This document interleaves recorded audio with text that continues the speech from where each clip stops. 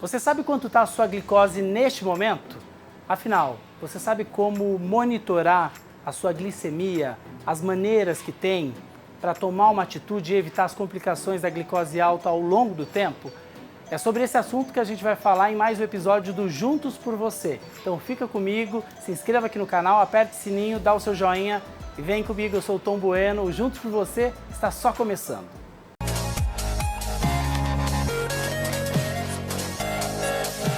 Imagina só pilotar um carro com uma venda nos olhos, sem saber o caminho. É isso que acontece quando você tem um diagnóstico de diabetes e não consegue fazer a monitorização, verificar a glicose, quando você está em casa, quando você está no trabalho, em vários lugares da sua vida, né?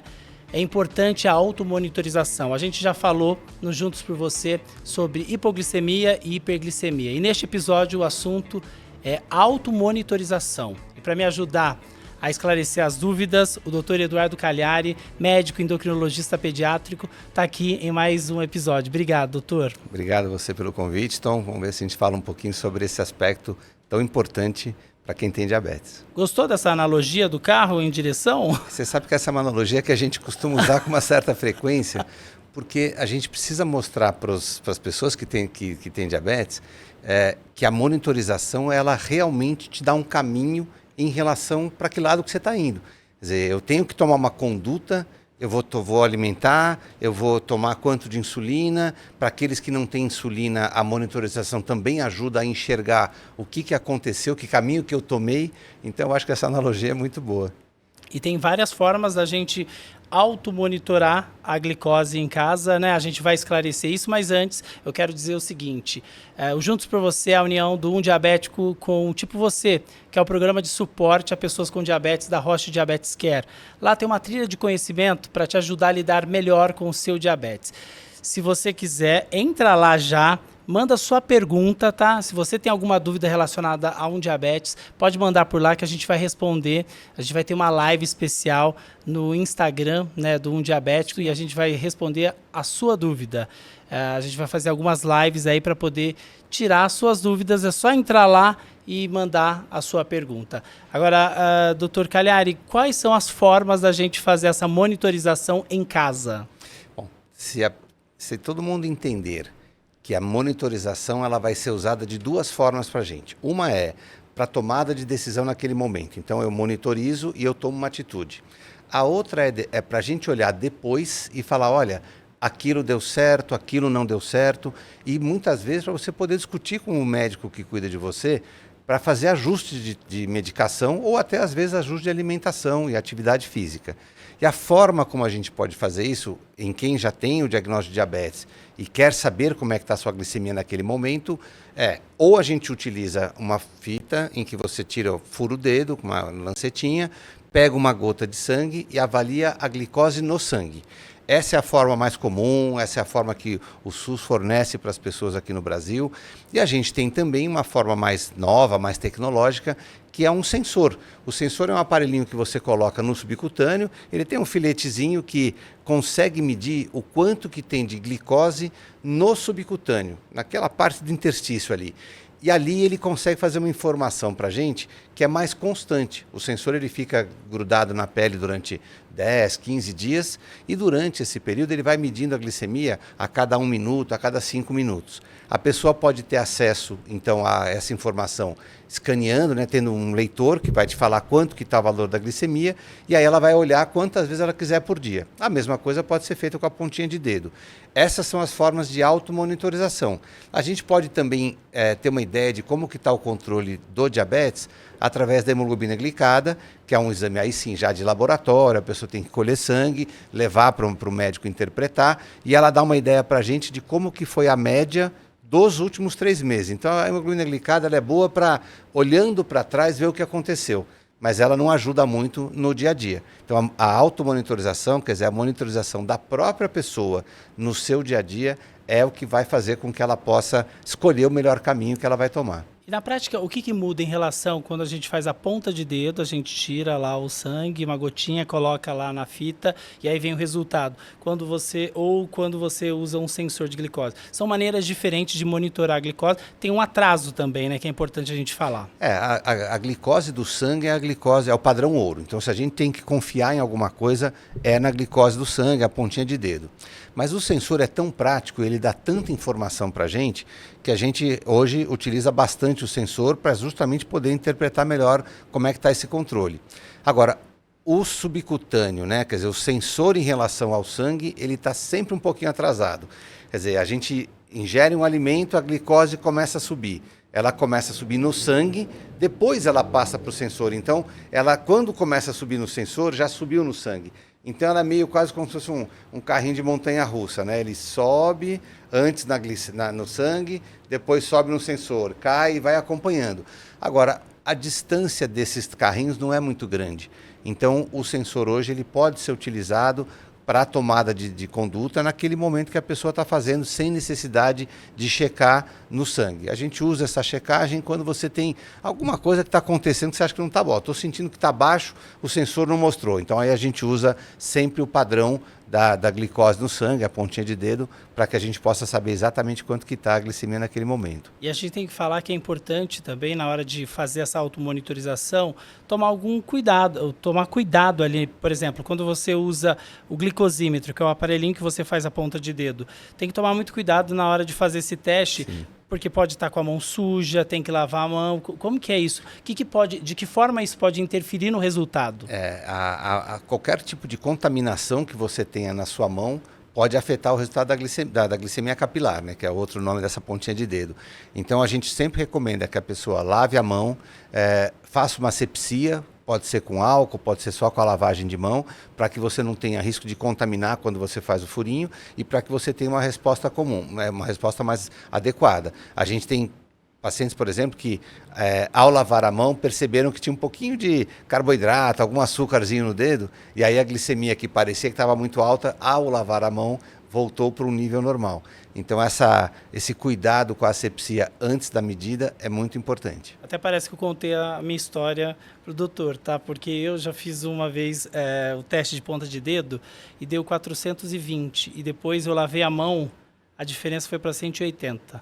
Ou seja, se eu tivesse tomado uma atitude em relação àquela glicose, né, eu não tomei cuidado, porque às vezes está no dia a dia, a gente está querendo só saber o resultado, estou comendo, deixa eu medir aqui para ver quanto está.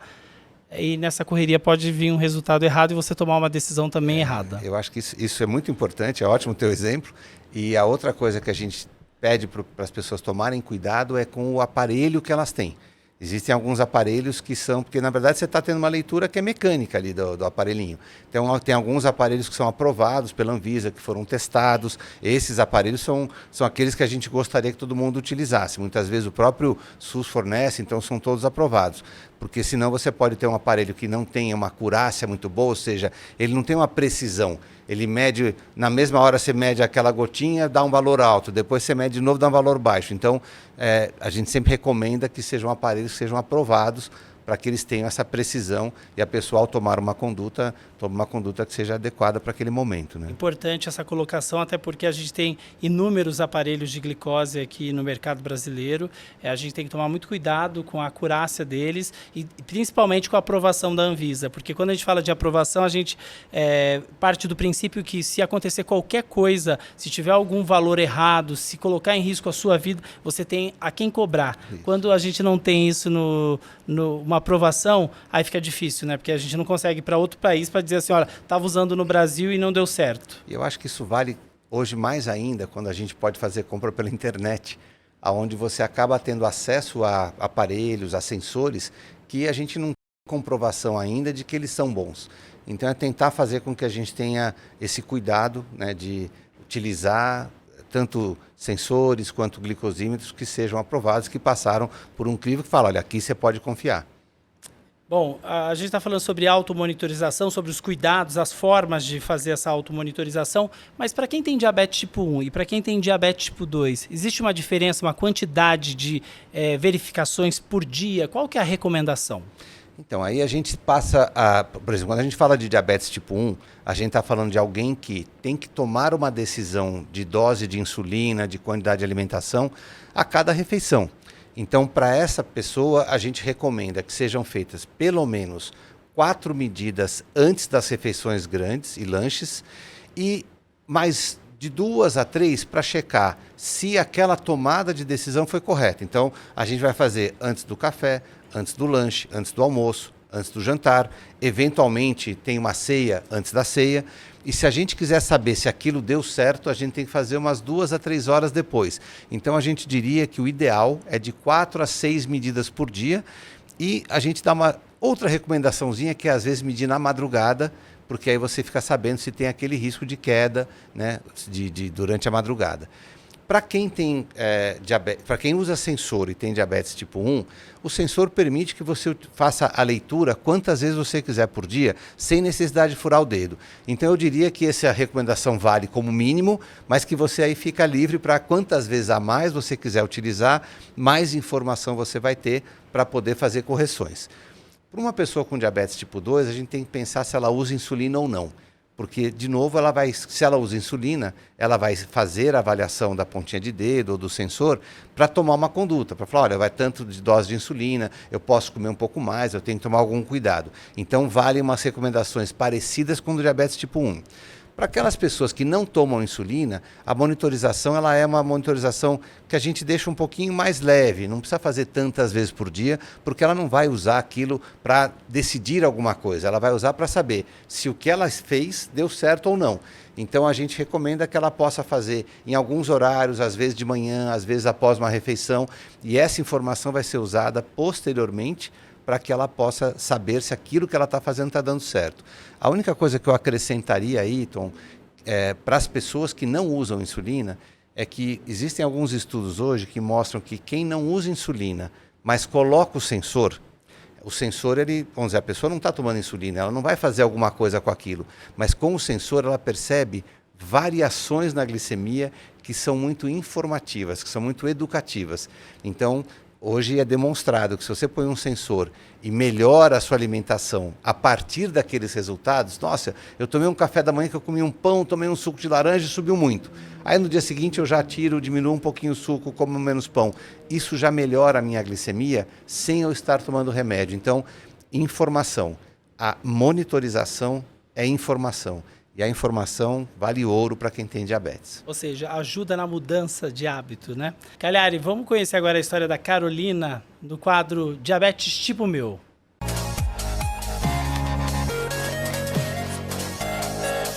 Olá, meu nome é Carolina, eu tenho 38 anos de idade e 31 anos de diagnóstico de diabetes tipo 1. Vim de uma família onde que ninguém conhecia nada de diabetes tipo 1. E aí, tive muito suporte de vários profissionais que me ajudaram nessa caminhada, e eu já tô aqui sem nenhuma intercorrência e grávida de 12 semanas de uma menina. Acho que o maior desafio agora é manter esse controle, porque aí tem mais 2 trimestres para acontecerem ainda, e cada trimestre é diferente um do outro, as doses, os ajustes. Então, acho que hoje o meu grande medo é com relação a isso.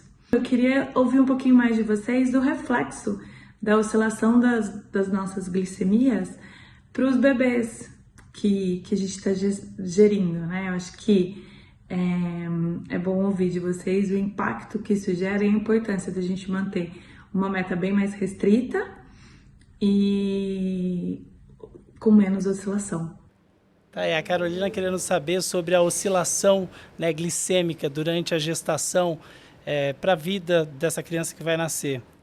Olha, a Carolina está vivendo agora, talvez, Tom, a situação mais importante para a monitorização. Eu diria que a monitorização ela é fundamental para as crianças pequenininhas e principalmente na gestação.